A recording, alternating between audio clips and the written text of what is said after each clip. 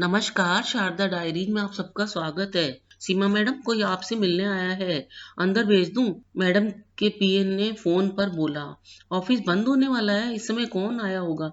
कुछ सोचा, फिर सीमा ने बोला, नाम पूछकर बताओ कौन है। पीए ने आने वाले व्यक्ति से उसका नाम पूछा तो उसने अपना नाम रंजीत वर्मा भिवानी से बताया। पीए ने मैडम को नाम बताया। जैसे ही सीमा ने ये नाम सुना, उसने उसे अतीत में ला धकेला। बरसों बाद आज क्या करने आया है रंजीत? तभी पीए ने फिर पूछा, मैडम क्या करूं, भेज दूं?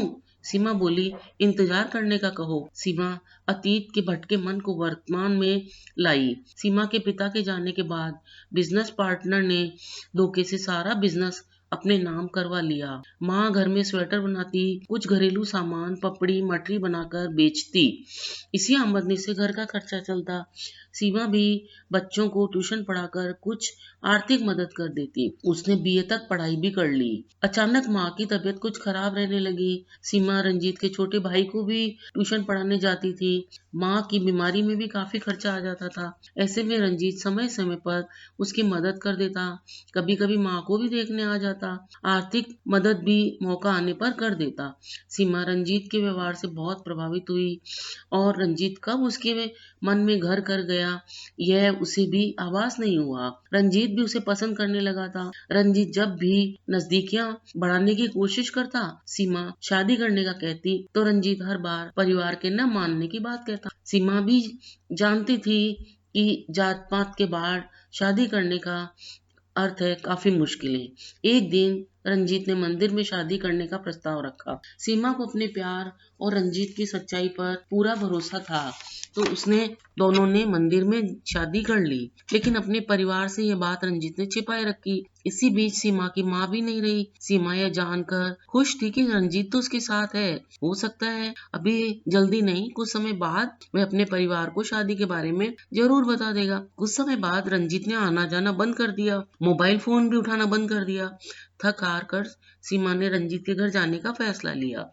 सीमा ने घंटी बजाई तो उसके भाई ने दरवाजा खोला। सीमा घर के अंदर गई, उसके माता पिता को सारी बात बताई। माता पिता तो ये मानने को तैयार ही नहीं थे कि रंजीत ने उससे शादी भी करी है।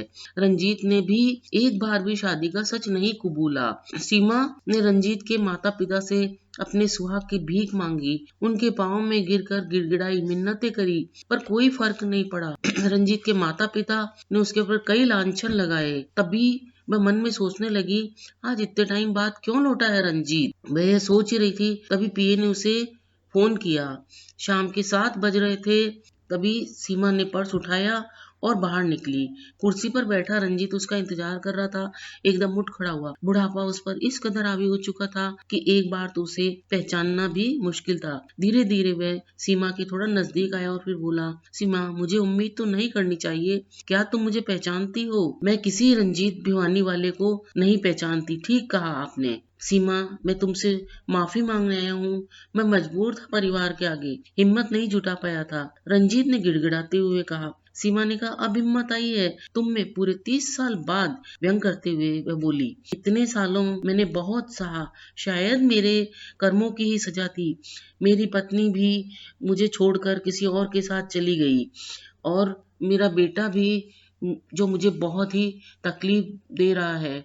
मेरी सारी संपत्ति उसने हड़प ली। मैं सड़क पर आ गया हूँ। मेरा कोई भी नहीं रहा जो मेरी मदद के लिए आगे आए। रंजीत के विचारों में क्षमा प्रार्थना की जगह मदद यातना ज्यादा थी। सीमा ने उसे कहा, तो आज भी तुम माफी नहीं मदद मांगने आए हो? सीमा ने उसे तिरस्कृत करते हुए कहा। रंजीत ने बोला, कई बार मन में आया मैं तुमसे आग पर माफी मांग लूं, पर किस मुंह से आता? कभी शर्म से, कभी अहंकार से मैं रुक जाता। अब मुझ में न शर्म है न अहंकार। माफी और मदद दोनों की भीख मांगने आया हूँ। हाथ जोड़ते हुए नजरें नीची किए हुए रंजीत ने कहा, क्या मदद चाहिए? सीमा ने अनमने मन से न चाहते हुए भी कहा। रंजीत बोला, सीमा, मुझे तुम पर गर्व है। किस कठिनाइयों में भी पढ़ाई करके आज तुम शिक्षा विभाग की इतनी बड़ी ऑफिसर बनी हो। मुझे माफ कर दो, हो सके तो मुझे पछतावा करने का एक मौका और दे दो। जिंदगी की इस सांझ में मैं तुम्हारे साथ रहना चाहता हूँ। यह कहकर रंजीत सीमा का हाथ थामना चाहता था, तभी सीमा 2 कदम पीछे हट गई। ठोकरें खा खा कर उसमें इतना तो सीख आ गई थी और समझ भी आ गई थी कि कुछ अपराध माफी के लायक नहीं होते हैं। वह तो जिंदगी भर के लिए एक अदम्य साहस, हिम्मत और सबक दे देते हैं। वही सीमा को मिला। कई बार जीवन में ऐसे अवसर आ जाते हैं जिन्हें हम कभी नहीं भूल पाते, पर उनको भुलाकर आगे बढ़ना ही जिंदगी का सही अर्थ होता है। अगर आपको मेरी कहानी अच्छी लगी हो तो कृपया वीडियो को लाइक शेयर सब्सक्राइब करना ना भूलें। वीडियो देखने के लिए धन्यवाद।